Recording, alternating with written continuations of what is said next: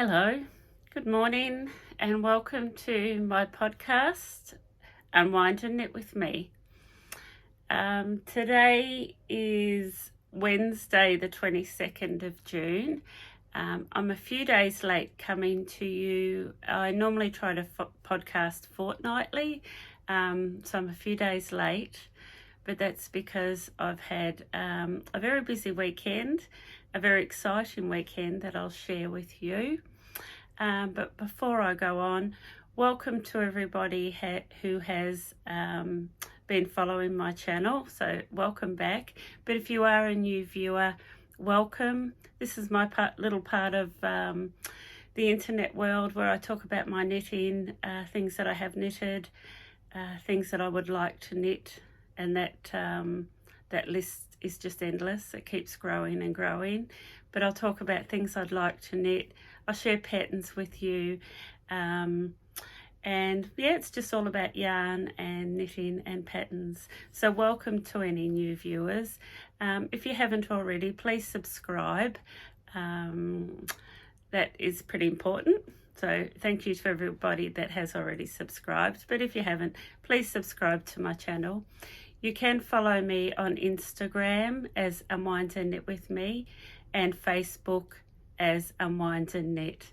Also, my online store is Unwind and Knit, and to everybody that has been over to my online store and purchased, a really big thank you. It's very much appreciated.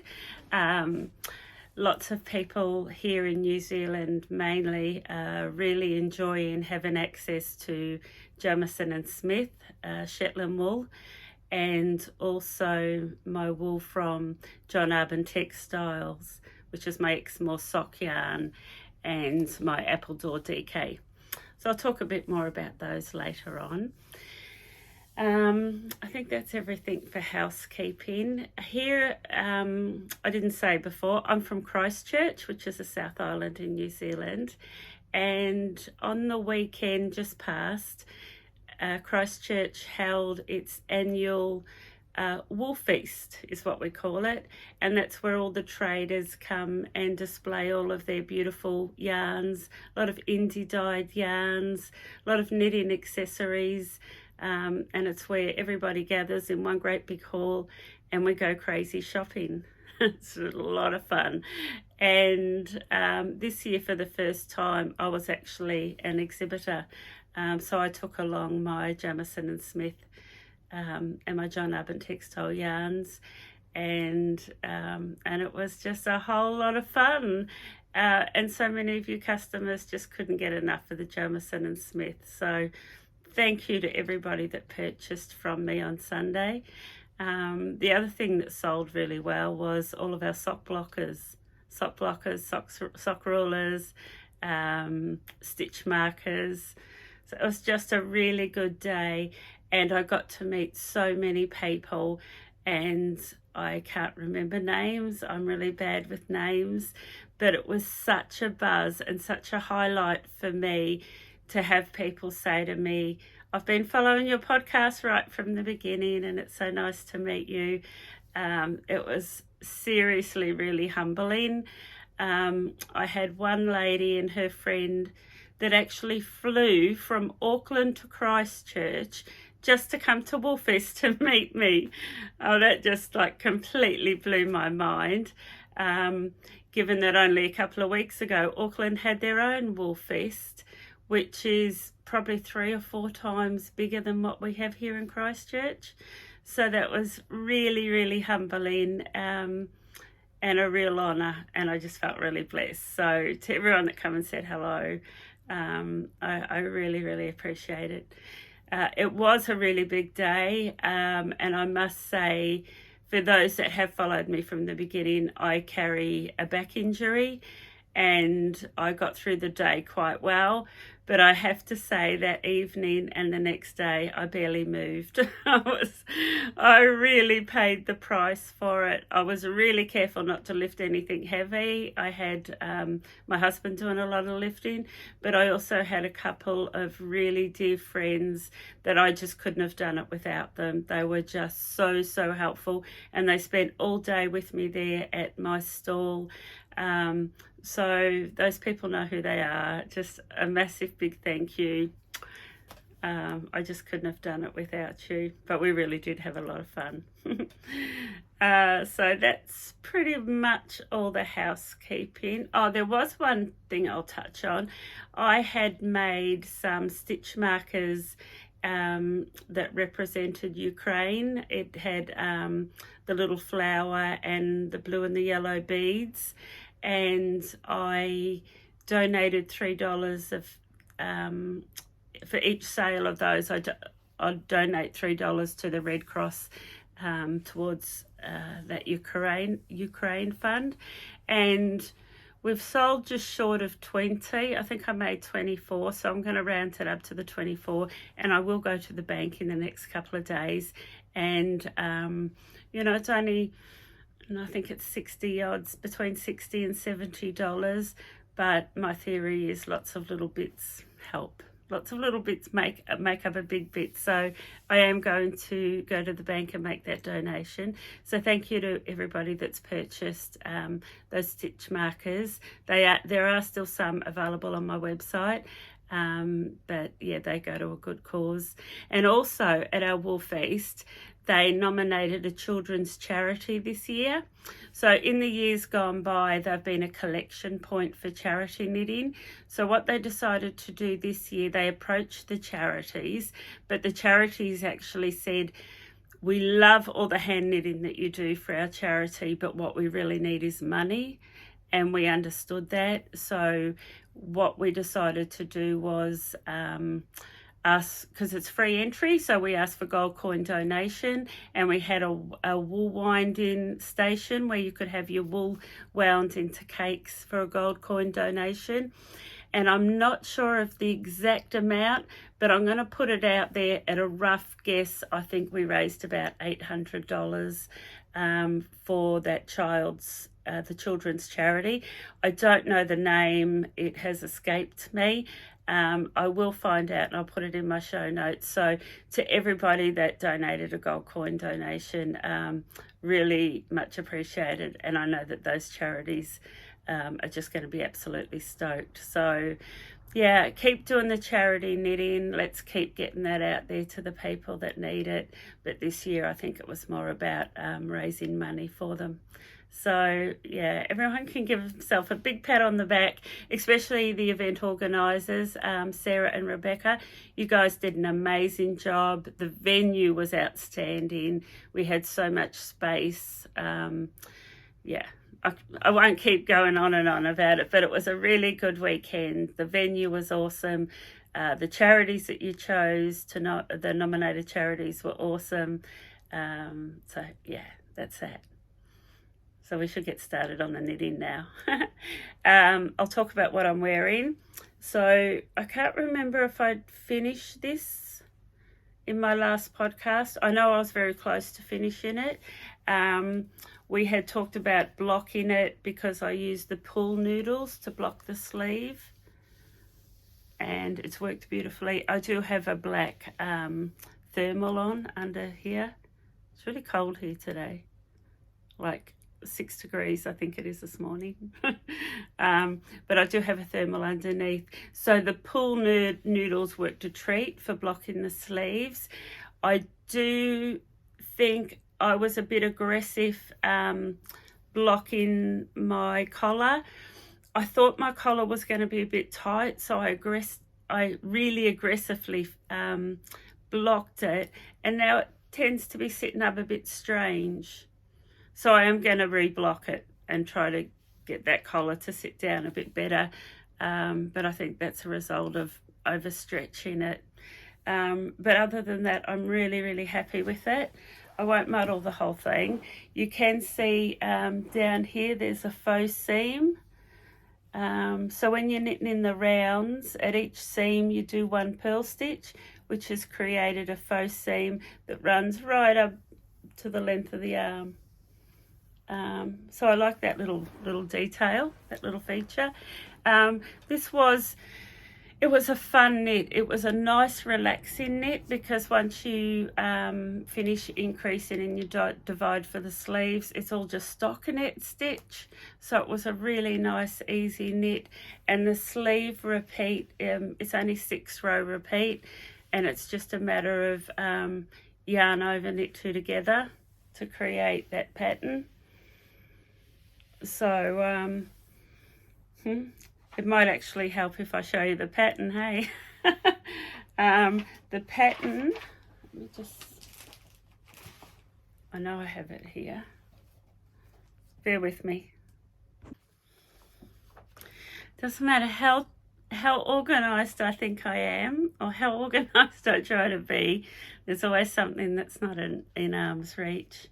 So this is my Fjolla, or Fjolla, and that's by Isabell Kraemer. And that's the finished project. I should just try to stand. I'll show you, it's a bit crimped. Yeah, that's not too much to show, but I'm really happy with the fit. I'm happy with everything. I would do it again for sure. I would recommend it.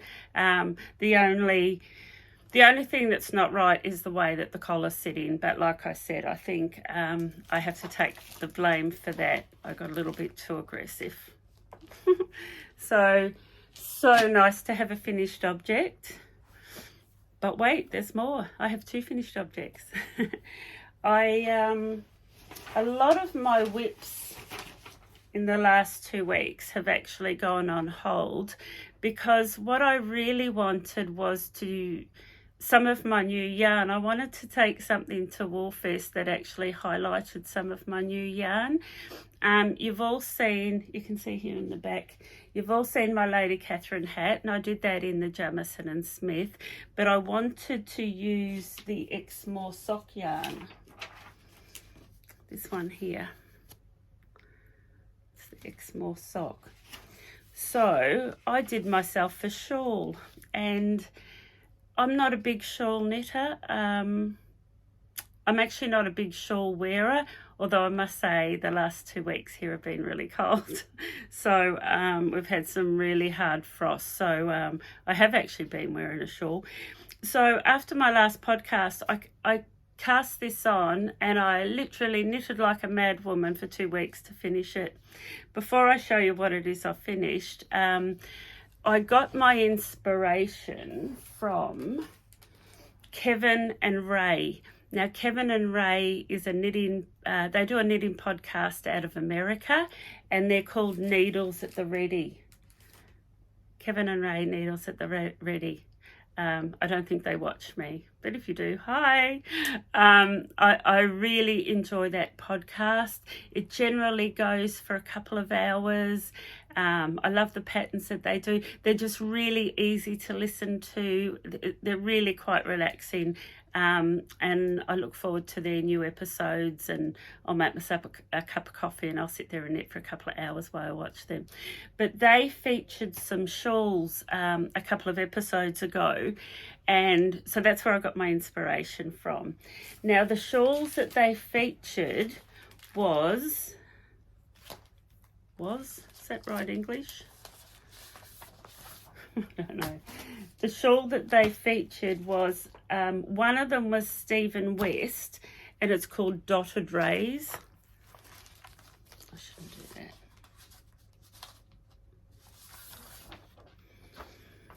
So that's the front cover there. Him with a wee dinosaur. But it's a crescent-shaped shawl.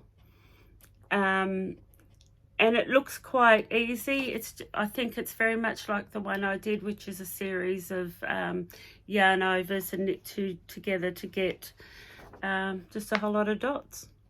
So that was one choice that I chose from. The other one is an oldie but a goodie, but it's actually Hitchhiker. I'm sure all of you know of Hitchhiker, that one there. The good thing about Hitchhiker is it's a one skein shawl. It generally just takes 400 meters, and it's a nice easy one, but I have done it before and I thought I could be a little bit more adventurous. And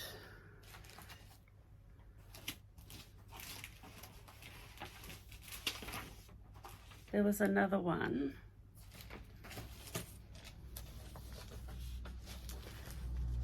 Anyway, it doesn't matter. There was another one. So it was, the choice was Dotted Rays Hitchhiker, but the one I chose was Pure Joy. This one here by Locatelli. And Kevin and Ray, I'm not sure which one it was, had just finished knitting this for his mother, or for his mother to give as a gift. And I was really quite inspired by that. So I'll show you.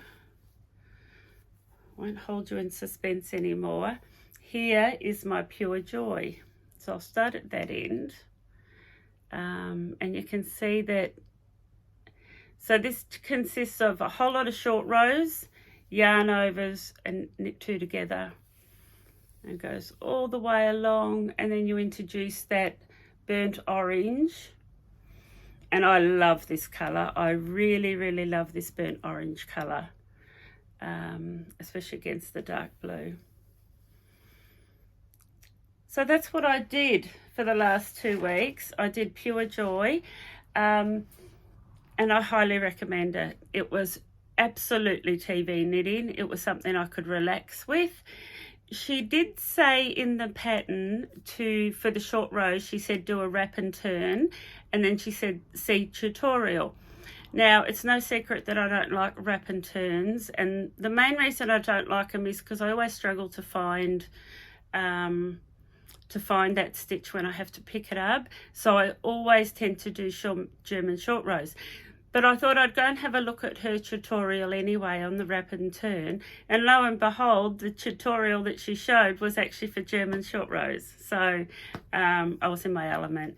So I'd highly recommend this. If you've done a Hitchhiker and you haven't sort of ventured past there and you want to take on something a wee bit more of a challenge, I'd highly recommend this one by Locatelli. I will leave, as always, I will leave all of the links below. And it looks super nice in the colours that she's done hers in. Yeah, I think you could use a light Indu dyed yarn with just speckles. I think that'd be really nice with speckles, and then just your solid colour. But there was nothing about this shawl that was difficult. And I wore this the whole time at Wool Feast. I wear it that way, where I wrap it around the front and then just bring those sides around. So that's it there. I won't wear it. I'll end up toasty if I do that. So that's what I've knitted, and that's my second FO. I should tell you the colours I used. So it was the Exmoor Sock. I used 2 skeins of each, because each skein is only 200 meters, and that's all I had left. So I had a little bit more left of the burnt orange than I did the blue, so there wasn't too much left over. And the colors I used was Whortleberries, which was the blue, and Quickbeam and Whortleberries. I'll leave those colours in the description box below, so if you are interested in doing that, it takes 4 skeins, or 2 400 meter skeins. But like I said, those skeins were 200 meters each. 2, 4, 6, 8. So you need about 800 meters to do that shawl with a little bit left over. Yep. So that is my second and my only FO. Excuse me. What I did do though, you might notice, I did a clean up of my craft room, my little home office. I decided to take everything out of plastic. So if you've noticed before on my backdrop, I had all my yarn in plastic, and the reason I do that is because I was always scared of moths or bugs getting in and destroying my yarn. I have had the house sprayed recently for bugs, but I also managed to get my hands on some mothballs, which are a bit hard to buy these days, and I've scattered them throughout all of my shelves. But I'm really excited. I just love having all my yarn there on display, and I think I'll make better decisions because I can actually see everything a lot better, and maybe I'll use more of my stash and not feel the urge to buy new wool when it's all open like that. See, can see some of that. I've got a bit of a system, but yeah, really happy with that. So I have had a wee clean up there. When I cleaned up, it's amazing what you find as well. It's I had some beautiful yarn tucked away in plastic bags, and I had patterns assigned to that yarn, but of course things change over a couple of years, and all of a sudden I don't want that yarn for that pattern. So I was really quite surprised at some of the yarn that I found. Yeah, so I'm just going to find a pattern. Like I said, it doesn't matter how organised I think I am or how organised I try to be, I still misplace things. Just going back to the shawls, there was 3 that I had to choose from, the 2 I've showed you. The third one was another West Knits, a Stephen West number, and it's called Garter Abyss. And that's it there. It is quite a big shawl. It does take about 4 colours, and there's a bit of a fade going on where you you start off dark or start off light, and then you gradually introduce your other colours. But it is all garter stitch, so I thought it would be lovely. It'd be warm, and you know, sometimes garter stitch is bit underrated, I think. I know that just from that shawl I've just done. It's so squishy and nice to wear. Yeah, so Garter Abyss was the other one that I want to show you, and that was one that Kevin and Ray featured. So they're the 3, I'm copying them. They're the 3 that they had featured, but I'll put the names of those 3 shawls in my show notes for sure. Just another one quickly, and once again I should have gone back through my notes of my last episode because I'm not sure if I'm repeating myself, but I wanted to show you this swatch. I know that I put it on my Instagram and my Facebook, but this swatch here, it's just beautiful. So this is done out of the Exmoor Sock yarn, and this swatch has been knitted up to do another Stripes by Andrea Mowry. Now have a look at that. It is just going to look divine. So a friend of mine's knitted this, and I shouldn't say it's going to look divine. It does look divine. She's actually halfway through it, and she brought it on the weekend and showed it to me, and it looks fabulous. So of course, being this light sock yarn, that's done on a 3.5mm needle, it's going to be quite airy and drapey.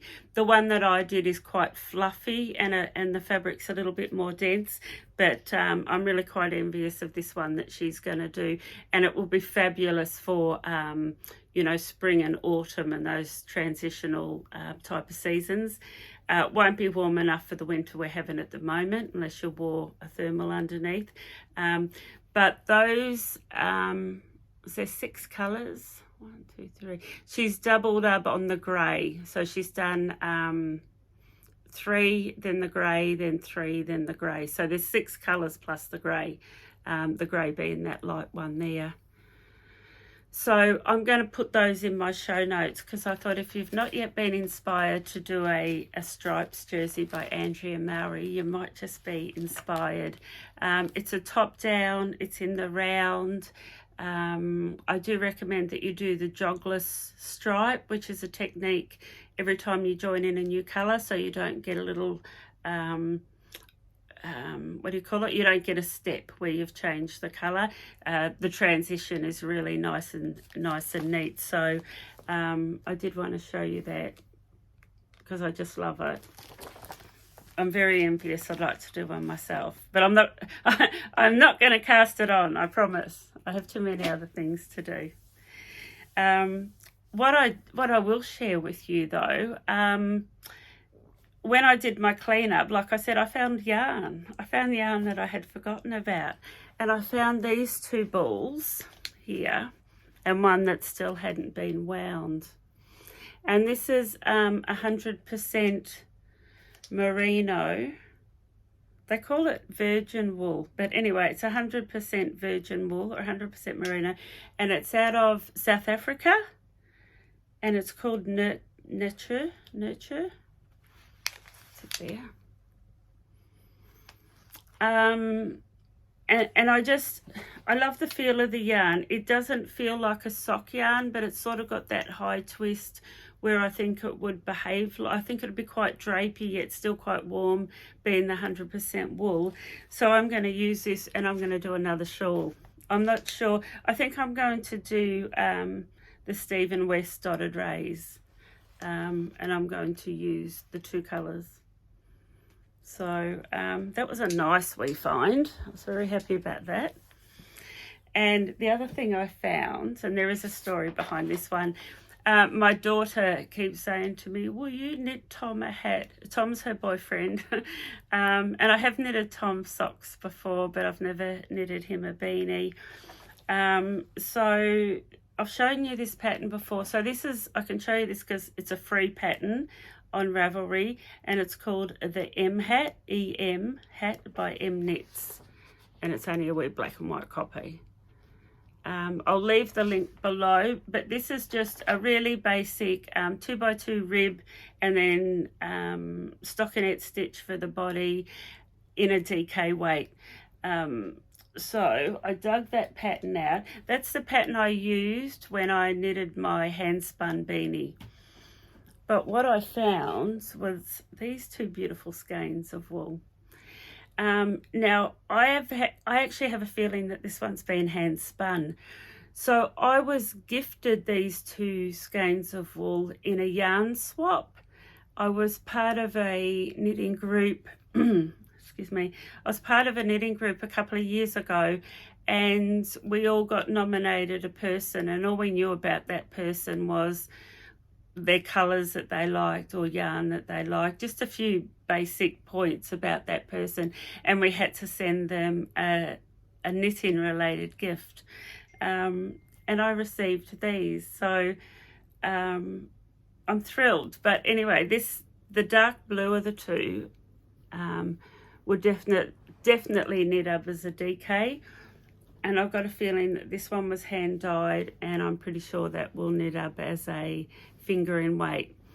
So I'm going to use this beautiful skein of wool. It does actually say on it that it's Gotland merino. Hand spun Gotland merino. Doesn't smell like sheep. So I hope to cast that on in the next day or two and knit it up over the weekend, and finally have a beanie for Tom. He's wanted one for a while. So that is something that that's going to be a new cast on. Excuse me.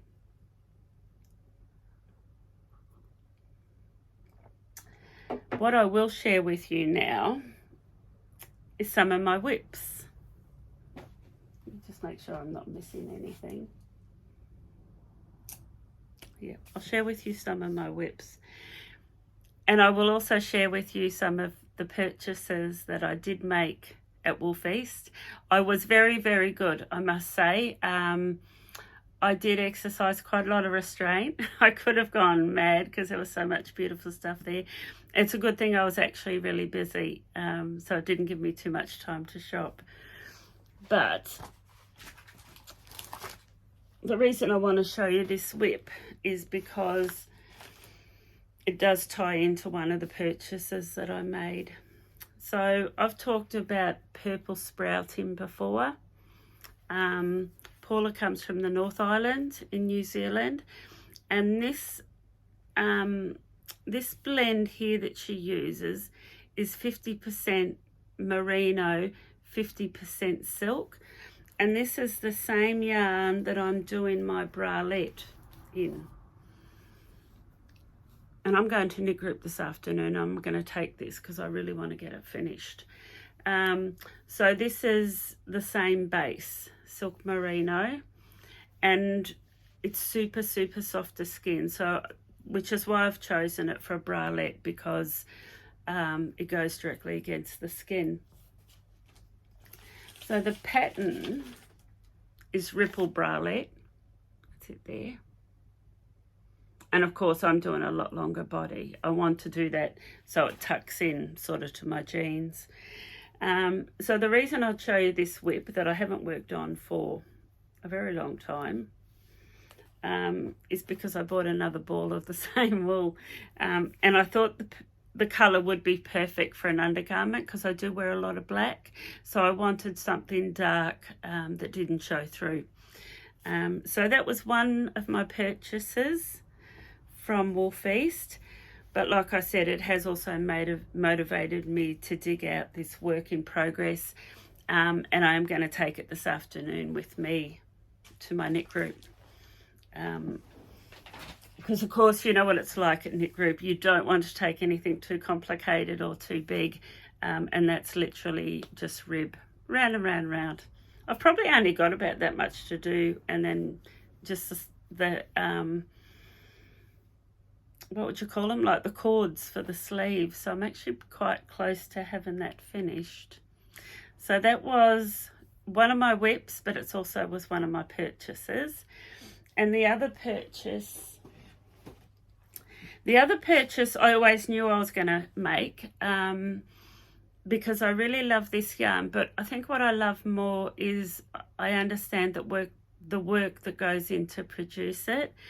Now Sarah was one of the organisers of Wool Feast this year, and she comes under the name of Narrative Yarns.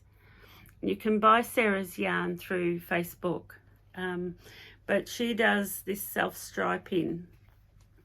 It's one of them with the wee contrast colour for the toe and the heel and the cuffs.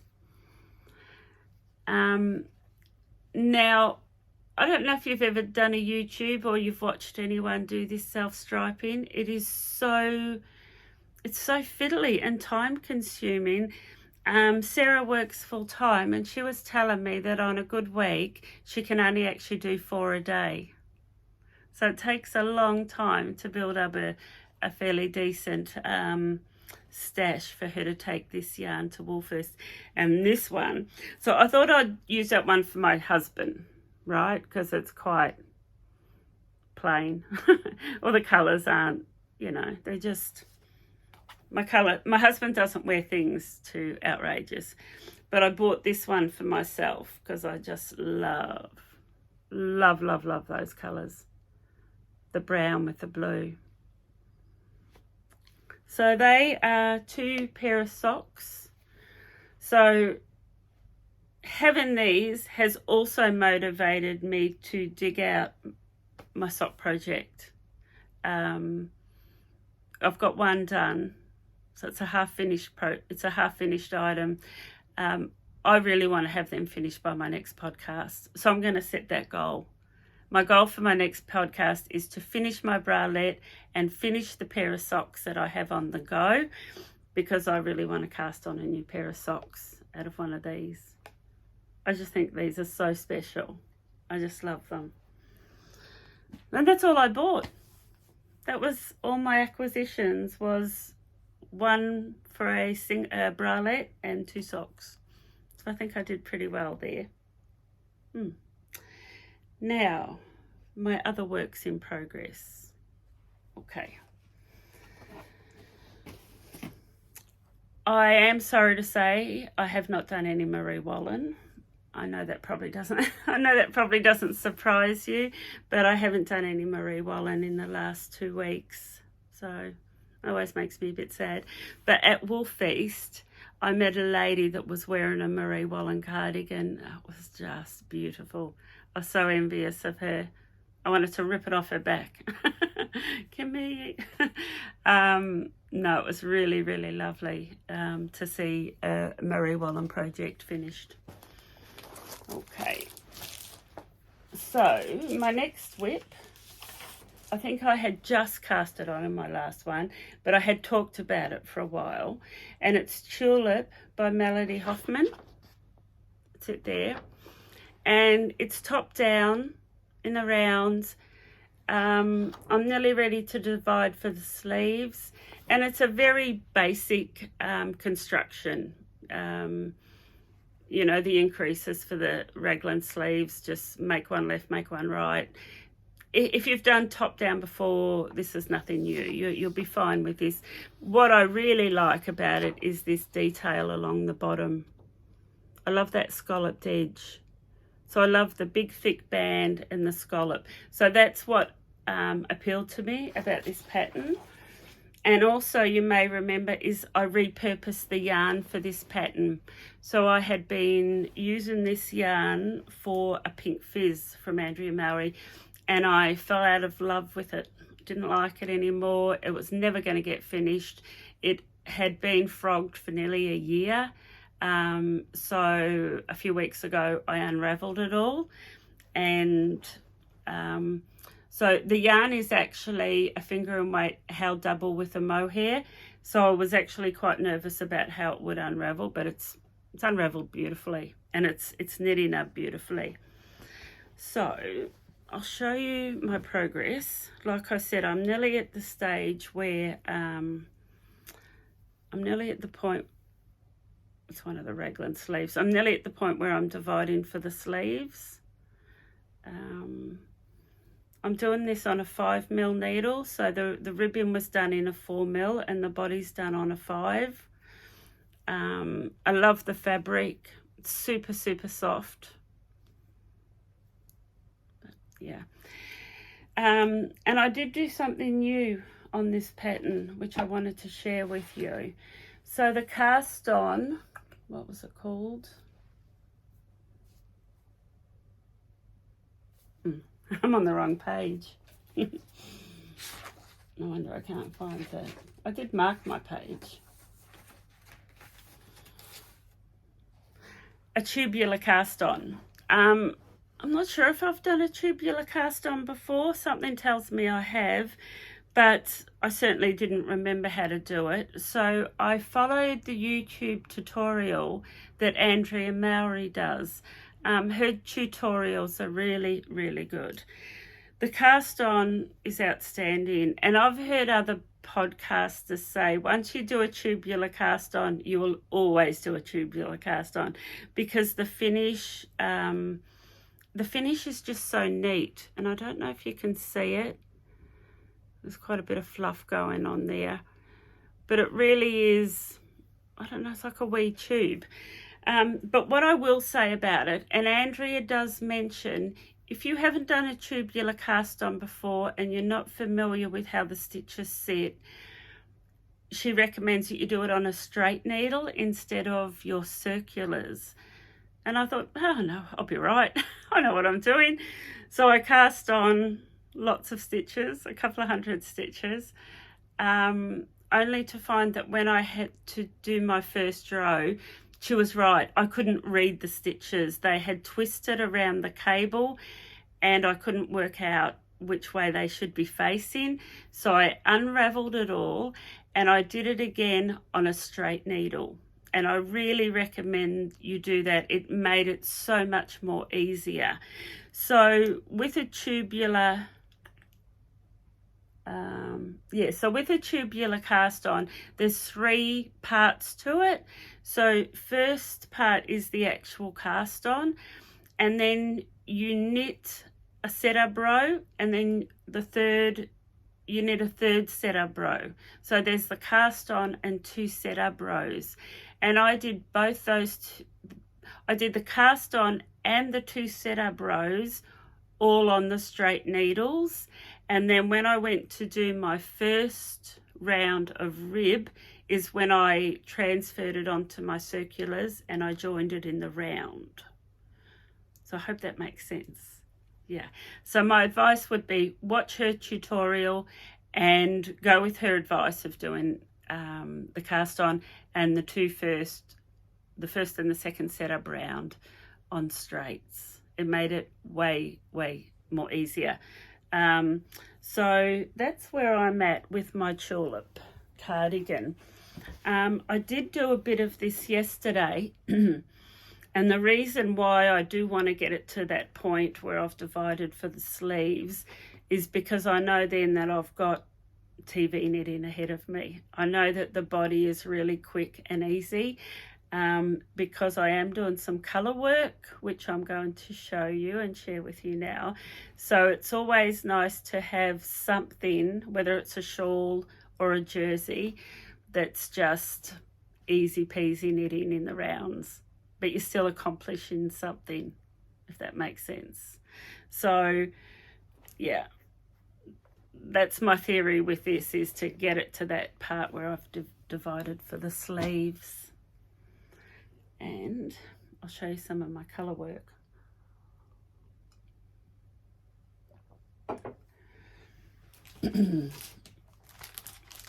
I will share this. It's actually a recommendation.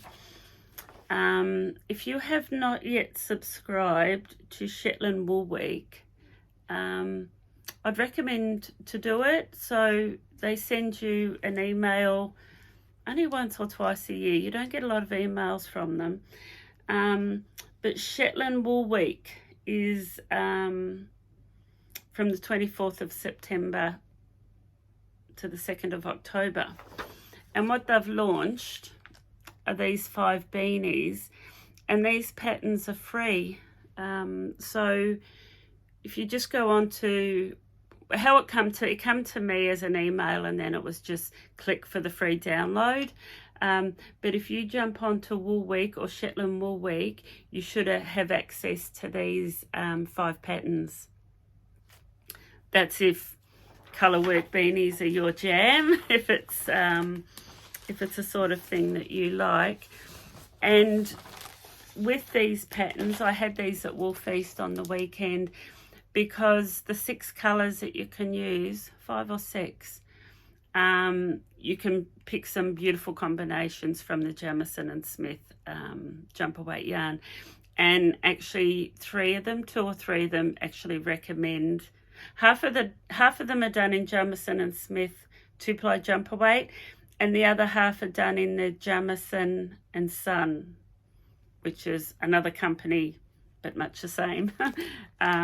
So yeah, that all of those patterns are for free, so I recommend you jump on and grab those. So what I did with those is this is it's that range there, the Jamieson Smith 2-ply jumper weight, but I wanted to show you these swatches, and there's 5, 1, 2, 3, 4. Yeah, so there's just 5 colours there. The light, it's like a lavender, and then you've got your 2 pinks, then a purple, then a dark purple, and then back to your lavender. So I wanted to show you this swatch because these would be amazing in those beanies. And this was the other swatch. This is more my colour. I'm not a pink. Do you know what? I say I'm not a pink person, but I love this. I actually think I could wear these. So that's those 5 colours knitted up in stripes, which could also be used for Andrea Mowry stripes jersey. And they're the more earthy tones, which is the 5, the brown, turquoise, grey, navy, and then the cream. So I wanted to show you those just as some combinations or some inspiration if you did want to try some colour work and only wanted to start small. You would only need 1 ball of each. But in saying that, what I'll say about this too is these swatches were done on a 3.5 mil, and the yarn just blooms and it fills in all the spaces, and it's such a beautiful fabric, but it's super light, like super light, like less than 5 grams light. Everyone that picked these up on the weekend couldn't believe how light they were, yet they look, you can see the stitch definition. They're just beautiful. So yeah, I wanted to show you those 2 swatches because those Shetland wool weave beanies are free. Get on and download those. I'll leave the link below. Yeah, because I'm not sure if you have to get it in an email, or I'm pretty sure you can just go onto their website, Shetland wool week.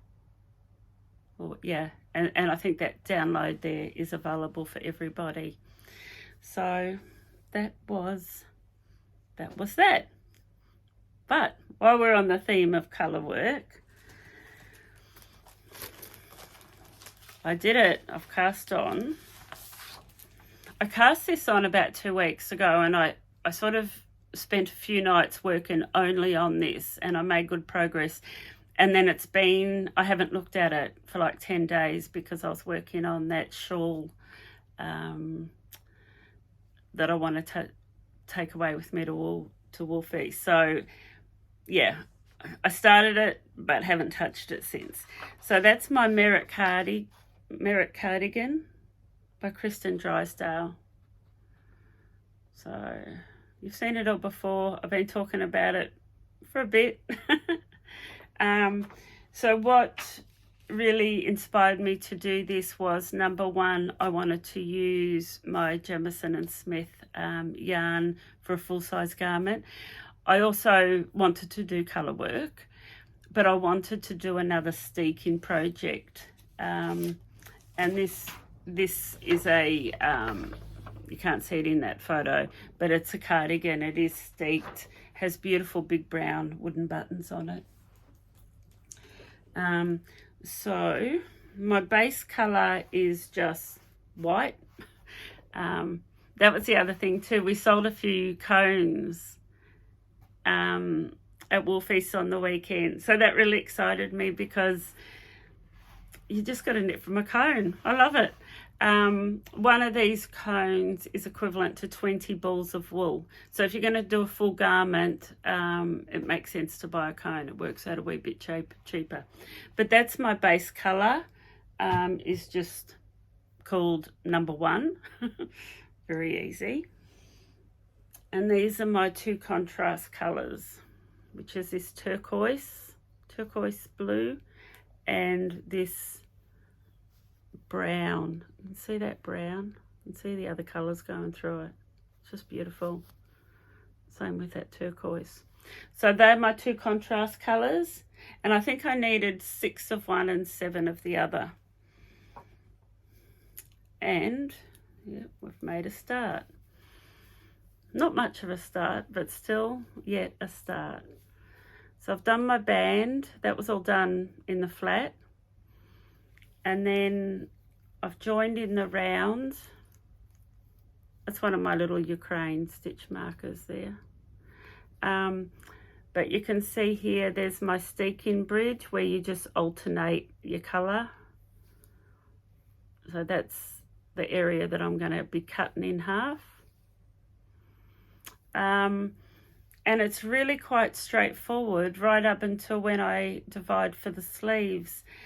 The repeats are short. I'm not having to carry long floats. There's my floats at the back there. I think the longest one that I'm carrying might be 4 or 5. And I'm comfortable with 5 because I know that it's really grippy yarn and it will stick down anyway. So that's between this and my Marie Wallen.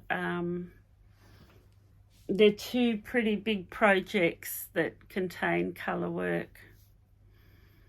But that's my latest cast on.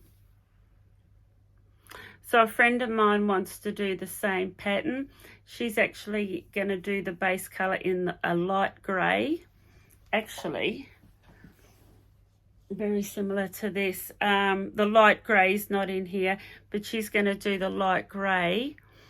And I think she's doing that dark and the light pink, like purpley colours against the light grey.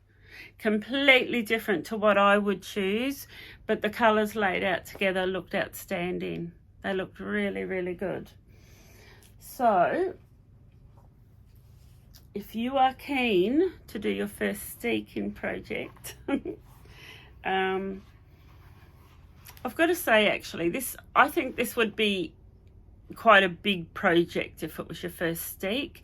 My first steek project was the Budding Cardigan by Johanna, and that only has colour work through the yoke, and I really enjoyed that for my first steek project. So yeah, if you want to do a steeking project and it's your first, by all means do this.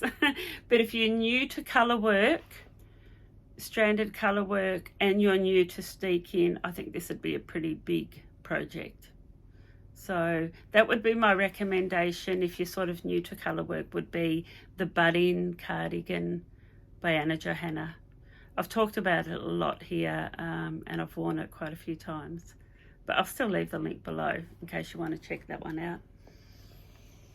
So that's my Marit cardigan. And just so you know, it hasn't gone anywhere. Marie Wallen is still sitting here. I just haven't done any. I keep thinking I'm going to put it in a real prime spot in my lounge room to make me do more, because do you know what? As soon as I get it out, as soon as I get it on my lap and start knitting it, I love it. And it's one of those knits where I think, oh, I have to go to bed now. Oh, one more round. And before I know it, it's midnight. It's I really enjoy doing it. Once I start doing it, I just have to make time to do it. And saying that, I've only got 6 months left, right? Because it's my 2022 challenge. So that's that. Now, what did I have next? Oh, that's what I had next. I wanted to talk about. So, once again, I'm repeating myself. Winter Beach Cardi by Andrea Mowry. I was going to wear this to Wool Feast on the weekend, but you probably know the story if you've been following me. My daughter has claimed it as hers, so I went in her bedroom to get it, and it needs some serious depilling. She's worn it to death, which I'm more than happy with, but it did have quite a bit of pilling, and I thought, oh, I can't wear that. Not without a wash and a pill. But anyway, so I've talked about this, and I've talked about casting a new one on for myself, and I've chose my colour. So on my last podcast, I was waiting for delivery of my Appledore DK. So this yarn comes out of the UK, and it's produced by John Urban Textiles, and they have been going for more than 100 years. They have the expertise of all of those hundreds of years experience, and they even joke as far as saying, and even their machines are 100 years, that their machines are actually vintage. But vintage or not, they just produce some amazing yarn. So this yarn, there's 20 colours. I think there's 20. That's all of it there, or but what I've got in front of me. So there's 20 colours, and I only actually got 10 of each. And I really regret that now, because I know that there's about a 4 to 6 week turnaround before I can get my next order. So I didn't want to choose my colour until I had shown it at Wool Feast, because I thought I'd rather somebody else buy that colour than me go in and have first picks. But I was quite lucky, because I got home and no one chose the colour I wanted. So the colour I'm going to do mine in is called Quench. and that's it there.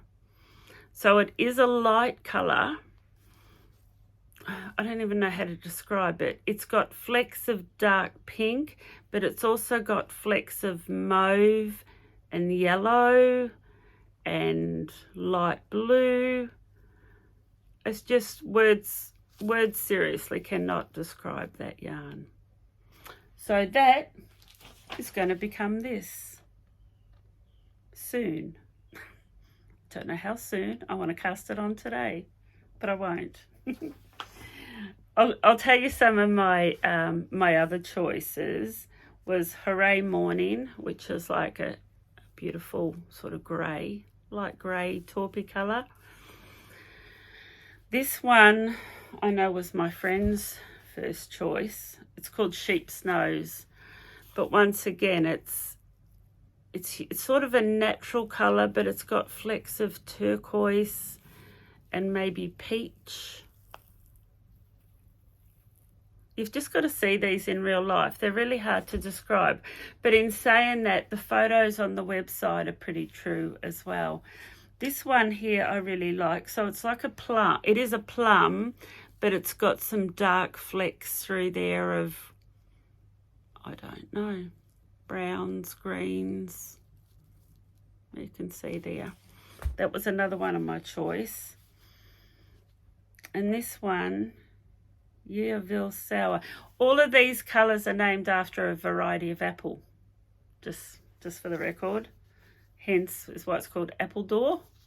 But this, I seriously want to put some of this aside for myself, but I won't. Yeah, Volley Sour. But have a look at that. So the base colour is almost like a denim blue, which I really like. I'm not sure if the camera's picking up, but there's darker bits through there. Anyway, you get the gist. The yarn is outstanding. It's just beautiful. And it did just remind me, I made a note. So I had a lady at Wool Feast who bought the wool to do this cardigan herself, and she asked me for any tips. And the one tip I really want to recommend, and that is lifelines. Lifeline. I can't say it enough. There's a lot of stitches on this garment because it's all done in one piece, and the whole piece is cable, moss stitch. There's a lot of work going on. It's all easy, it's all doable work, but you make one mistake and it's a sucker to pull out, trust me. And then so to try to pick up the stitches when you've got cables going off in different directions, it happened to me a couple of times and it wasn't pretty. It was terribly stressful. So I would be recommending pretty well with each cable repeat, put in a lifeline and leave it there. Don't feel you have to take it out. Just go and put another one in, because it really is hard to work. It's too many stitches to backwards knit. If it's, if it's on the same one or two rows, you could. But quite often with the mistakes I made, I never noticed them until I'd sort of done one whole big repeat. So then my mistake was way down here. I did persevere and I did get it done, and I did start using lifelines, but not before having to pull it out quite a few times. Yeah. And they really were just simple, silly mistakes where I did the cable in the wrong direction. Or I only used 2 stitches instead of 3, or just they were silly little mistakes, nothing major, but they were mistakes that stood out and they had to be pulled back. Yeah, so that's probably all I've got to say on that pattern. If you do want to do it, calls for a DK weight, DK weight yarn, and I think the one I'm choosing takes about 1,400 metres. There's 250 metres per skein. So I'm going to need, I think 7 is what I worked out. I need 7 of them. But it's a beautiful cardigan. It's really, really well worth doing that cardigan. And yeah, there's my wool there. I have got it all put aside. Now, just looking at what's next on my list. Oh, there was something else on my list. So I'm just going to jump over a little bit. I'm going to talk about my online store for a minute. I managed to get myself a leather project bag about 3 or 4 months ago, and it's one of those bags that I love to death, and it's actually become my handbag dash project bag. It takes a ton of weight. It's super, super strong. And I had some comments, so I wanted to try to source some to be able to sell on my online store. And I did manage to get a couple. This is the blue one, and I actually think it's probably not the best one to show you because I think there's only one. But just to show you the size. So these are made in South Africa. They're handmade in South Africa. The leather comes from South Africa. They're really quite big, and what's really special is each color leather has a different lining inside, but the lining that they use, it's just beautiful. The lining is actually as precious as the actual leather itself. So it is just a really big bag with only one pocket on the side, but the pocket, can't really see that, the pocket is really quite big as well. So I just thought I'd show you those because I had that one sitting there. So they're on my online store. They're $100, 100 New Zealand dollars. Not cheap, but I don't think they're overly expensive for the workmanship and the leather that is in that goes into them. And I don't have many. I've only got maybe half a dozen, but the idea is to sample them and see how they go, and moving forward I'd like to get some more. And the other thing that come to my attention, and I have just put these on my online store, and once again these are from South Africa. I don't know if any of you have heard of Adele's mohair, Adelles. I'm going to put the link below. I did make a note about it because it kind of just sat really well with me. So they're from the Eastern Cape in South Africa, and they come from a rural village. And the tribes from that Mandela, that's the tribe that they follow or believe in, is, if I've got that right, that's their culture. But everything that they do is to respect the environment. It's all environmentally safe. The only chemical that they use in their dyeing is vinegar. So nothing stronger. Is it the citric acid? I don't know much about dyeing, but I know that that's all they use is vinegar. Everything is done in small batches, and it's all done by ladies that are native to these rural villages. So I should just show it to you, shouldn't I?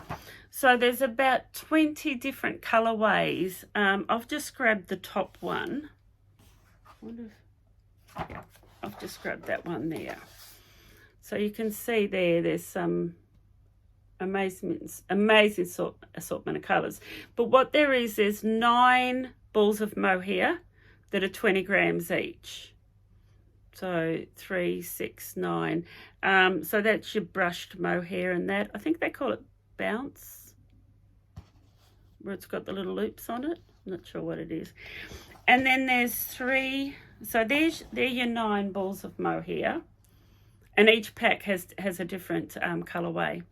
So there's your 9 mohair, and then there's 3 balls of featured yarn. So one of them has ribbons, and this is handcrafted by the women in these villages, done by hand. So they spin that ribbon into it by hand. So there's one ball of ribbon, one ball of beaded, so that has tiny little beads that have been sewn into it. And this one is a chunky. It's been spun to be super chunky. So they're the three, what would you call them? The three featured ones that you put in with your 9 mohair. But then you get these 2 patterns, and one's for a shawl and one's for a scarf. They've called this one a poncho, but I would pretty well call them, most of them are like a shawl, but they must join this one up to be able to call it a poncho. So every pack comes with these 2 patterns that are specific for the 9 mohair and the 3 beaded, ribboned and chunky. So you don't have any leftovers. They're all, yeah, you can see that one there, how they've incorporated the ribbon. There's the ribbon, there's some beaded, and then there's some chunky. But I just thought these packs were amazing. I loved, I do like a little bit of mohair. I'm not a big shawl person, as you know, but I'm going to cast one of these on. I think it'll be a really quick knit. You use quite a large needle, and I think everyone will be different because every colourway, I think there's about 20 on my website, and every colourway is different and unique. And I think they will make really, really nice gifts. So my plan is to do a couple. I thought I had another one somewhere to show you, another colourway. But they go from colours like real neutrals, like sand, through to real oceany colours in blues, really dark reds and burgundies, just every spectrum that you could think of. That there will be a colour range there that would be that you would like. And in saying that too, they're not cheap either. They're $100 for a pack for that. They all come boxed. They come in that neat little box. But Adele's, if you Google Adele's mohair, and there's a link on there that shows the story, and they interview her and they talk about their processes, and it's just, I love something that's got a really nice story, mainly about looking after the people. That's what I like about it, is that they actually care about the people in the community, and they're actually offering them paid work. So these ladies can support their families and you know. But also it's all done environmentally well, so which is really good. Now, that's the other thing I wanted to mention, and this came about also from me being at Wolf East. I think because I was selling my sock blockers and sock rulers, but I must have had at least half a dozen people say to me, I've never knitted socks and I really want to knit socks. And I wish I could teach everybody that I know to knit socks. I think it's just such a precious wee thing that we do, that we can actually have half a dozen pair of socks in our drawer that we've knitted. It brings me comfort knowing that I can knit socks. So I did write down for a few people the links to Judy's Magic Cast On for toe-up socks. Also the link for Judy's Magic Loop, because a lot of people said, I've never knitted with DPNs. And I said, well, you don't need to. You just use Judy's Magic Loop. So what I thought I would do on my link, on my show notes for this episode, is actually put a little section with the links to everything that you would need to know to knit your first pair of socks. The links. That's not me telling you how to knit your first pair of socks, but the links that you would need to cast on, and I'm going to say toe up here because that's what I do, but I'll leave you the link to show you how to cast on a pair of socks, also how to use the magic loop. but also I'll put a link to a free, I'm pretty sure it's called Toe-Up Socks with a Difference. There's one of them that I know is a free pattern, so I'll leave the link for that as well. The other thing I come across was ladies that still hadn't heard of Ravelry. They didn't know about Ravelry.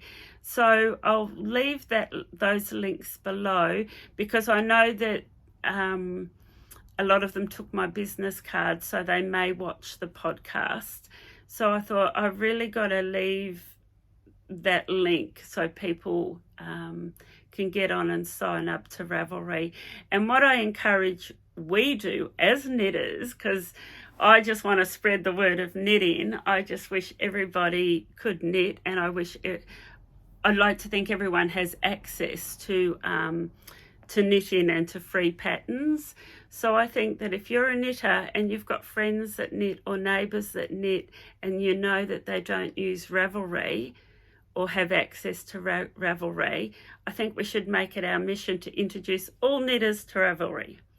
Because I think once you've got Ravelry, you've got hundreds of free patterns, but also you've just got this library where you can see what other people are doing from all over the world. I just think it's just such a great thing that we've got, is Ravelry. So yeah, I think we should share it. Excuse me.